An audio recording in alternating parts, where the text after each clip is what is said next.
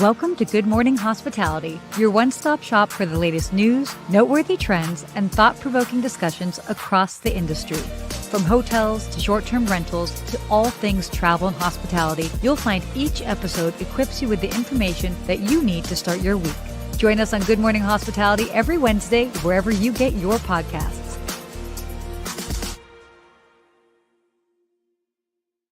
Well, good morning. Good morning, Sarah. Good morning, you? everybody. It's I'm nice. feeling good. Yeah. I'm feeling energized this morning. I've changed the way I'm you're feeling eating, energized. working Very out, cool. feeling good. Okay. Into You know? that new year, new vibe energy, huh? Yeah, I had to start off the year the new way. I was like, man, after the holidays, I was like looking at me, I was like, who's this guy? I don't recognize this guy. We need to get back in shape here. Oh man. That's what life is. It's always a series of check-ins. So whether it's like, hey, checking in, figuring out, what you're eating, what you're drinking, what you're doing with your work, all of that. It's always healthy to do it. So good for you. Yeah, I feel good. Dry January, getting in the gym, pushing some steel around, getting this chassis a little stronger. Yeah. Oh damn. Oh damn. All right. Well, we are bringing that early morning energy. Early morning energy today. I mean, maybe not that early for you. You just got that morning energy. Morning. I have the early mid-morning energy over here. Oh my God, that's hilarious. Hey, for everybody that is joining us live, let us know where you're joining us from. I'm back in Los Angeles, so I want to see who's watching us from furthest away. That's what I like to see. That's always cool to see which countries are watching. Ooh, always exciting. So while people are kind of hopping on and joining us, let's talk about your book. Okay. Yeah, I'm ready. You have a copy right next to you? I realize my copy is not in arm's reach. It's Hospitality Unlocked. Boom. The advice, strategies, and insider secrets from 75 of the world's top hospitality leaders. Available now on Amazon, paperback and hardcover and Kindle. Love it. By the way, so excited and proud of you. I love the formatting of it. I was taking a peek. It looks great. What do you feel like your biggest lessons were from doing that book? There's two. So there's lessons in the book. Yeah. But the actual lesson of making the book is like, you just have to grind it out. Like there's days where you're excited to do it and get down there and start writing stuff. And then there's other days where I was talking to you, I was like, man, it's been sitting there for a month and I have not done one thing with it.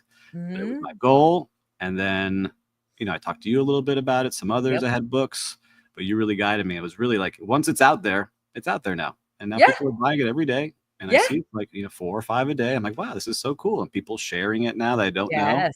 Right. And so that's something that I did not expect to make me feel, how do I say, like just grateful. Like, wow, like people actually care and they're sharing quotes and they're sharing the book with others. Like it's such a cool vibe because when I was doing it, I was like, who cares about this? No one's going to care. I remember I told you, I was like, it's terrible. People care.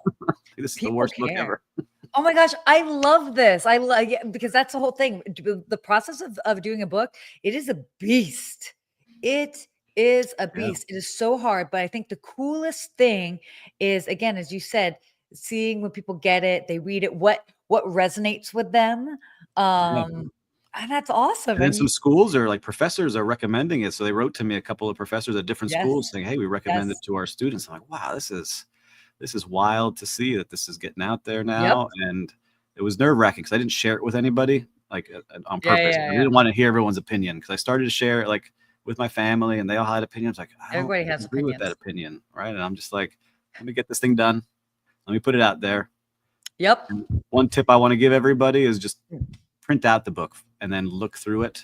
For sure. I didn't do it that way. Like I looked at everyone individually. So I had 75 experts, put them together. And then I was like, I use a lot of the same words for everybody.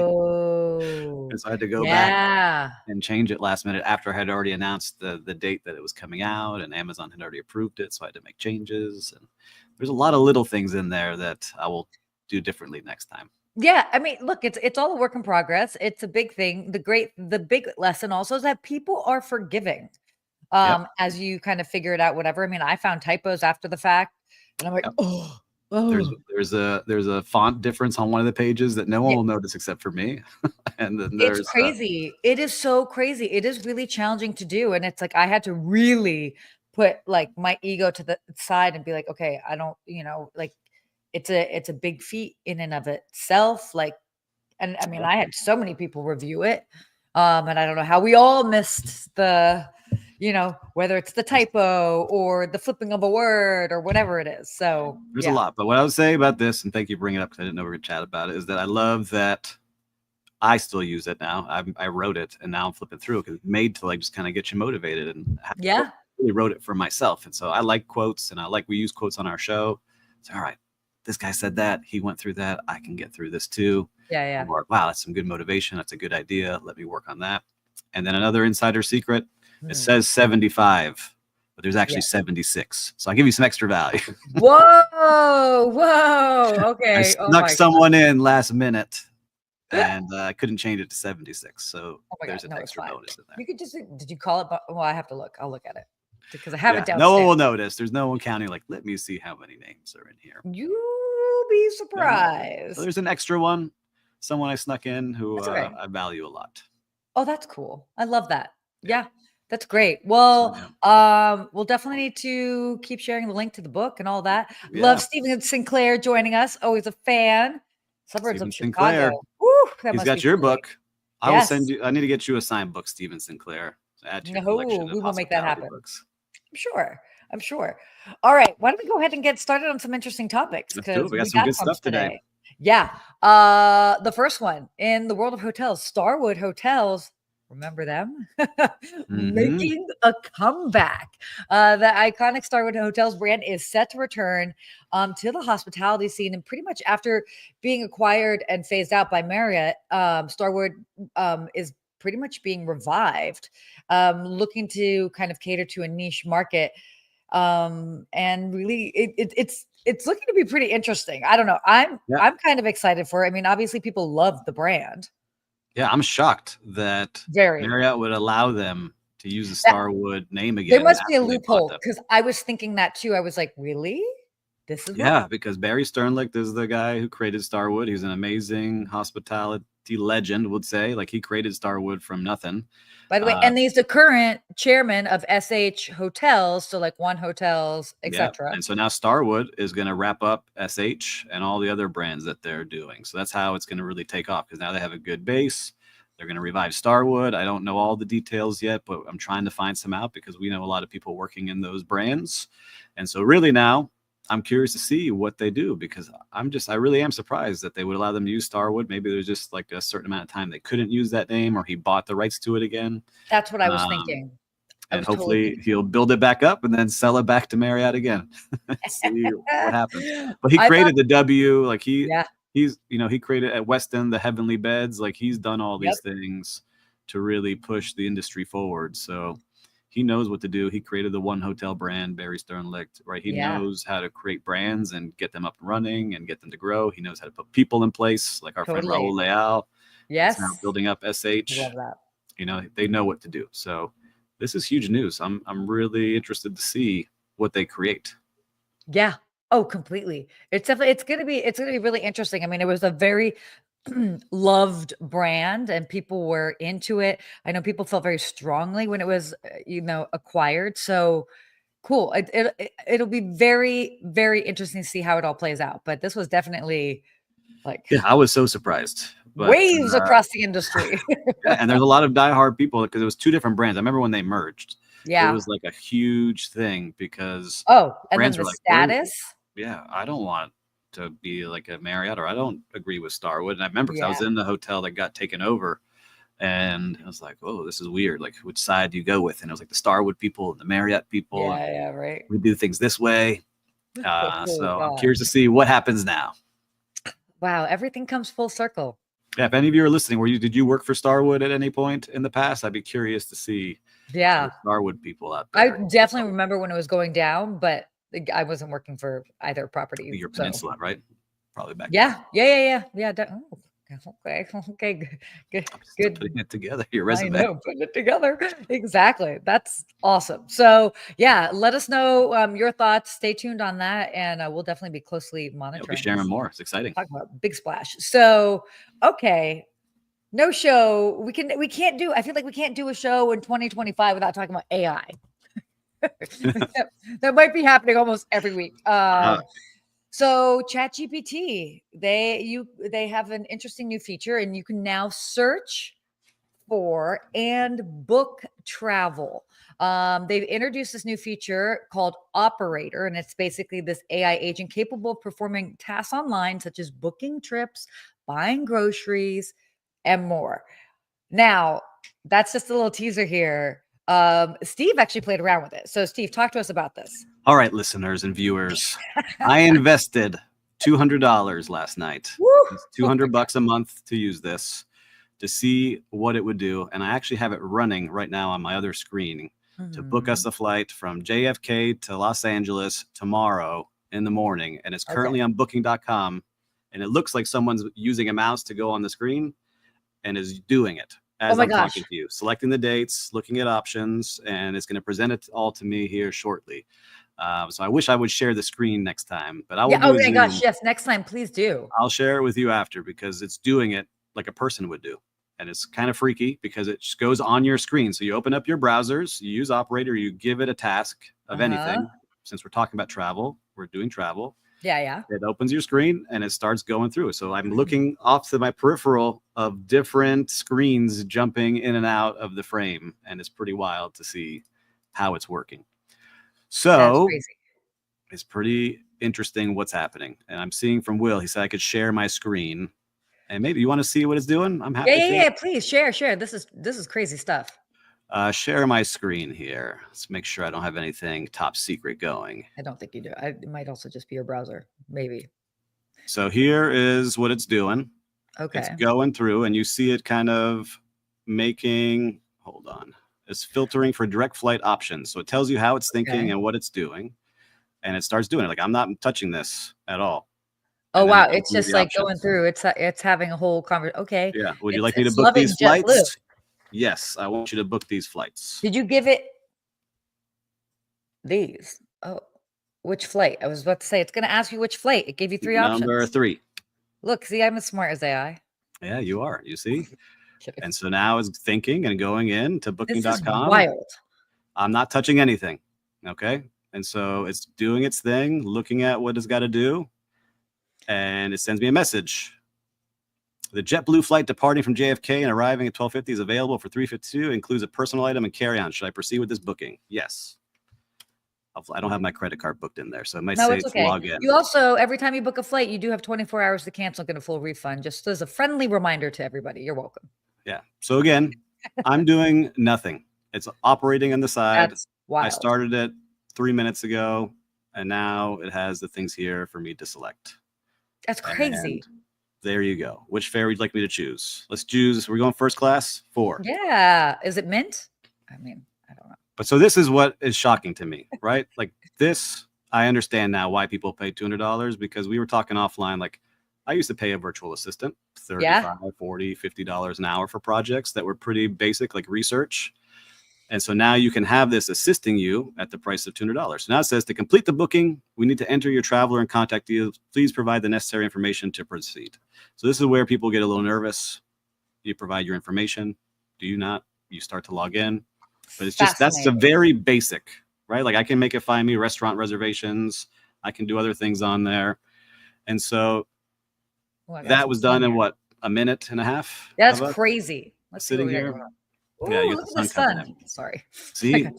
And I That's see awesome. people kind of understanding now. And so there was another one, like I'm just using it for sales now too. Like I saw someone online last night say, hey, you could use this for sales. So I started testing it this morning saying, find me general managers that were just promoted into their role on LinkedIn, give me their name and LinkedIn profile so I can contact them. And then I said, would you like me to create a personalized message to each one of them? I said, yes. And it did it. And so now I have an Excel sheet of all these people who were just promoted that I may use for something down the road. But it's just, how do you think to use these things? And you have somebody working for you 24 hours. So that did it for me while I was making breakfast for my kids. And so that's where I'm thinking is like, all right, how can you start using this more and more throughout your businesses? And I'm going to be playing with it more. I blocked some time off tomorrow afternoon just to only play with this. I love that. That is insane. I'm writing down notes because I'm already having so many ideas. That's yeah. So imagine all the research you do for all your clients. Like this can just help you get you ideas at least and narrow down things quickly versus you searching for 1,000 things. Crazy. So cool. You guys, let us know. Have you played around with this? It's pricey, but I was like, it's an investment. So you can always cancel it at the end of the month. But for $200, get on the wave of the future here. Understand what you're competing against, because you're competing against people who have this. You're going to have hospitality companies using this to be ahead of the curve.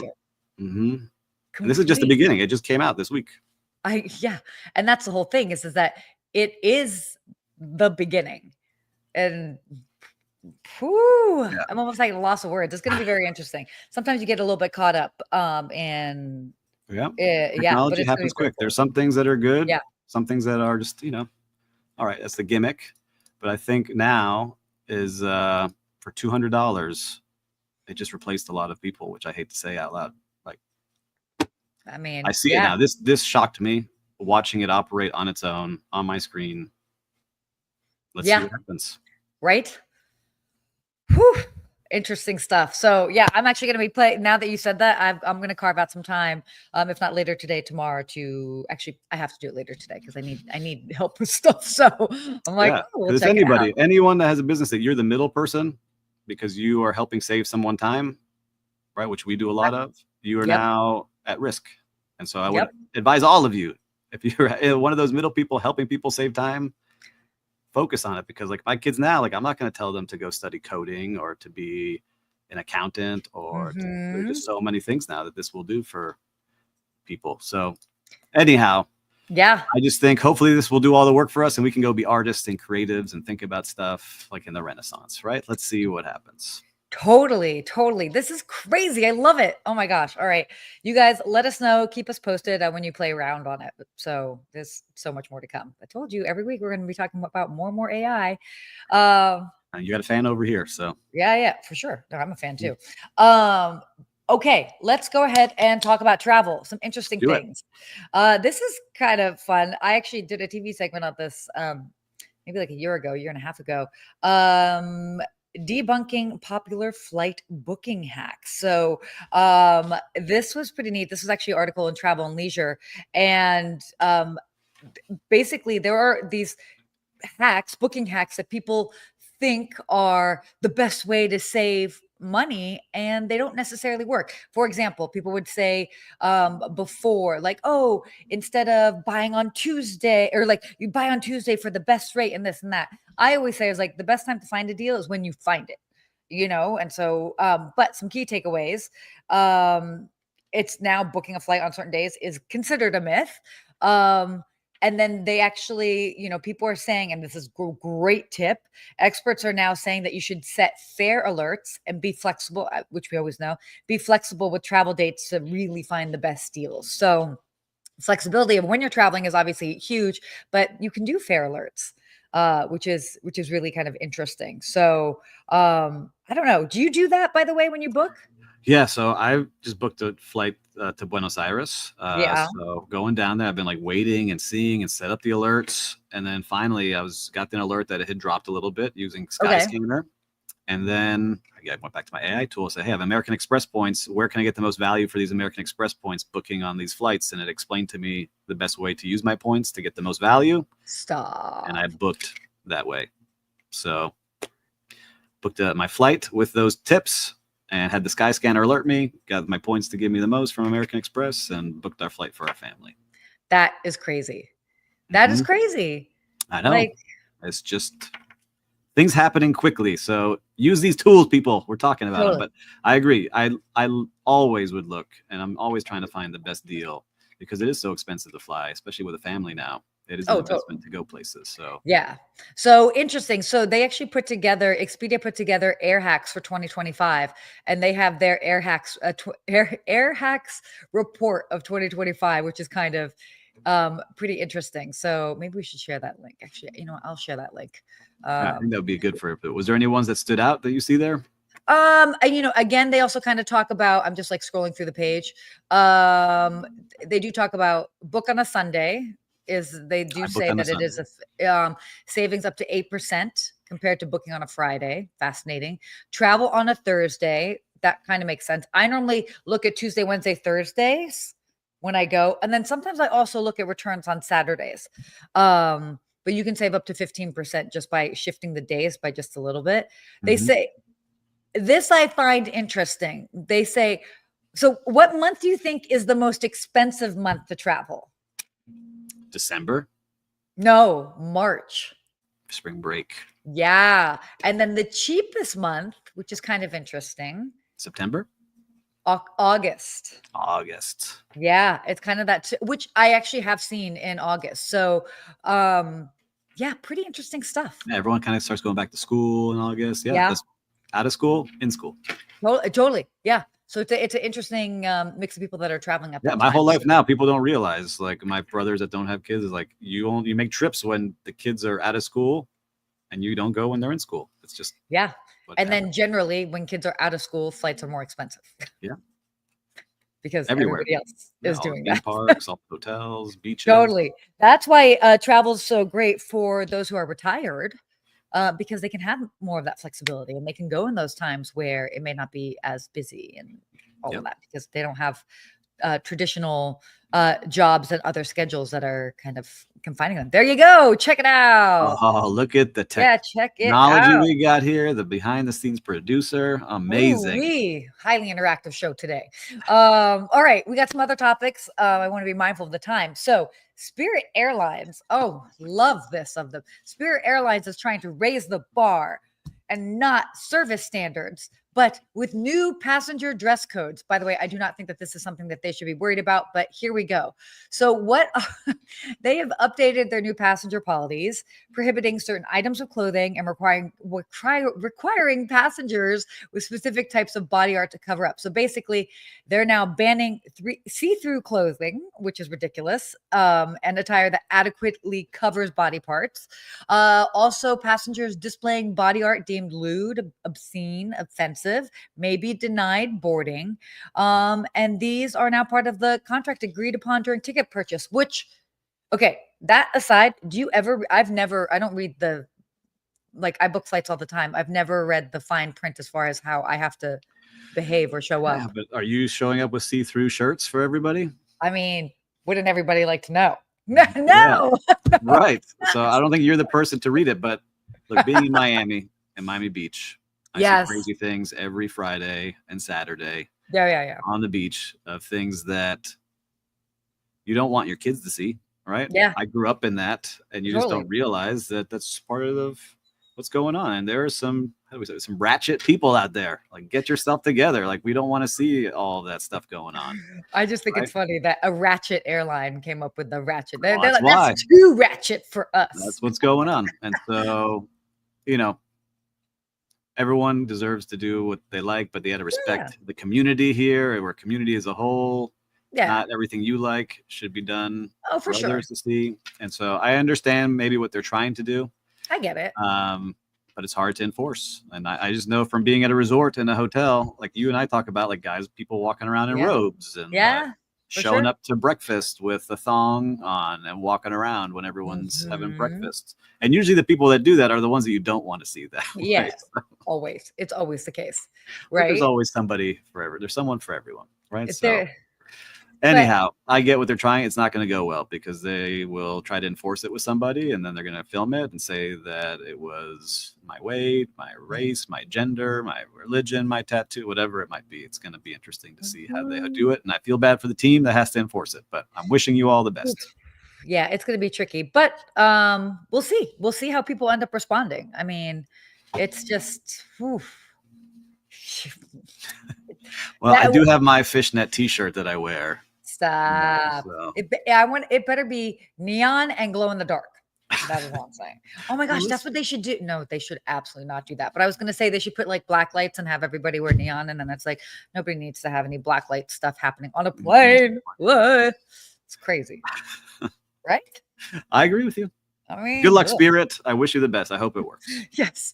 Good luck, Spirit. Very good luck.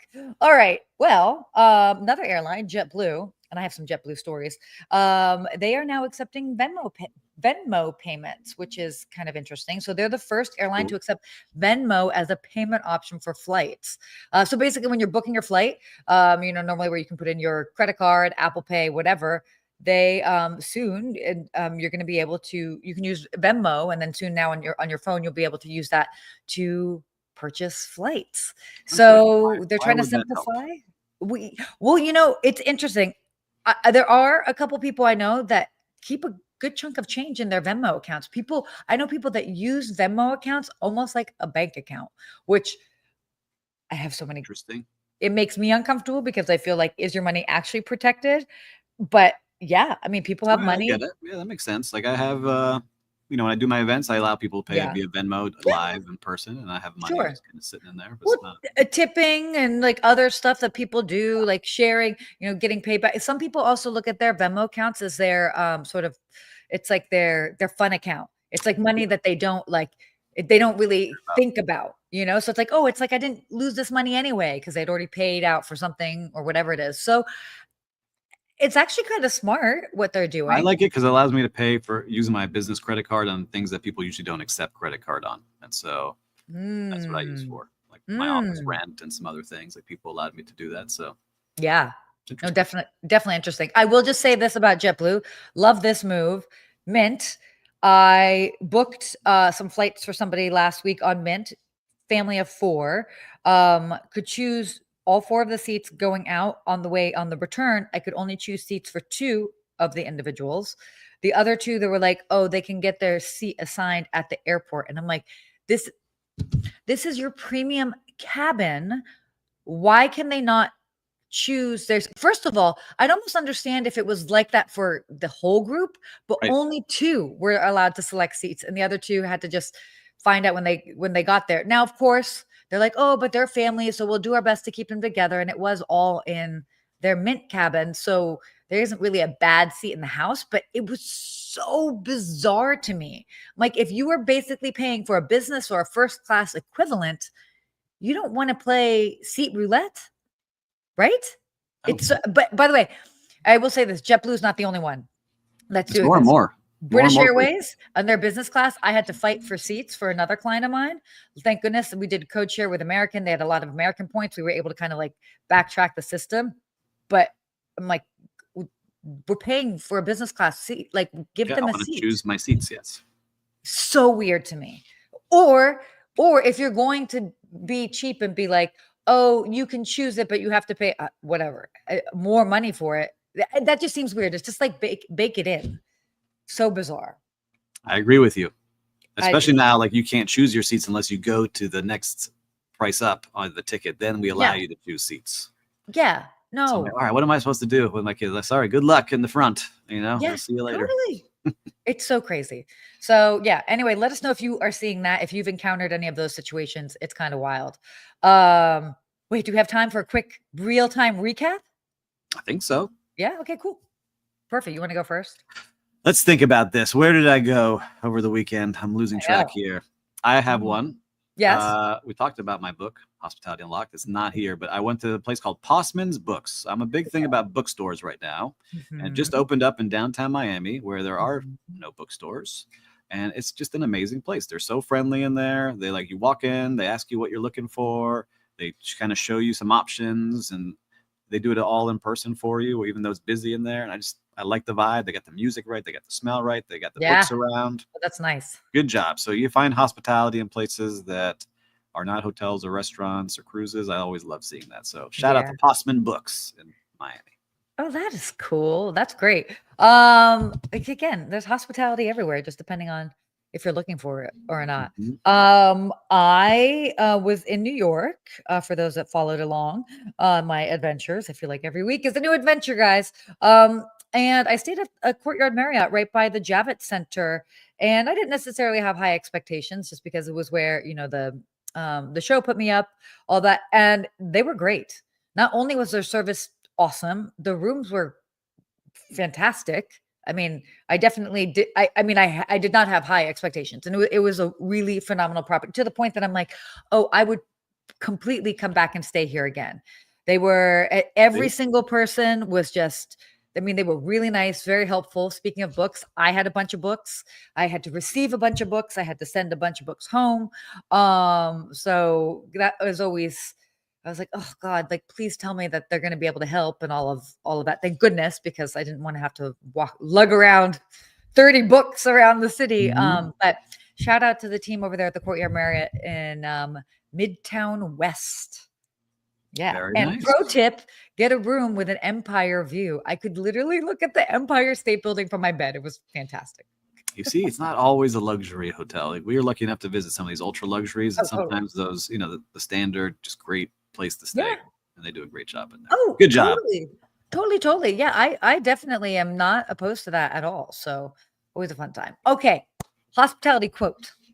Do we have it ready to roll? Would you like to start this? There is no hospitality like understanding, by Vana Bonta. If I said that right. Vana Bonta? Bonta? Vana Bonta. I'll take it. Right? I like that. There's no hospitality like understanding. How does that hit you? What is it when it hits your ear? What do you think about? I love that, because when you think about hospitality, it's all about connection. And what's the root of connection? You're having this understanding with somebody. You're understanding whether it's their way of thinking, who they are, what they need.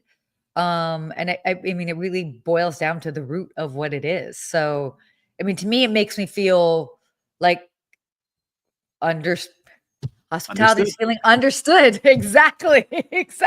So I love that. Well, there you go. Well, I understand we've come to the end of our show today. And it's been a pleasure hanging out with all of you out there today. We covered a lot. I'm excited to play more with this AI operator. Yeah. We should both like report back next week. I think so. Sign up today, Sarah. Let's keep giving OpenAI our money. But I want to see how we can use this to stay ahead and teaching everybody and making sure we know what's going on out there. Definitely. Well, until next time, we will be we'll be AIing. So stay hospitable, everybody. We'll see you next week.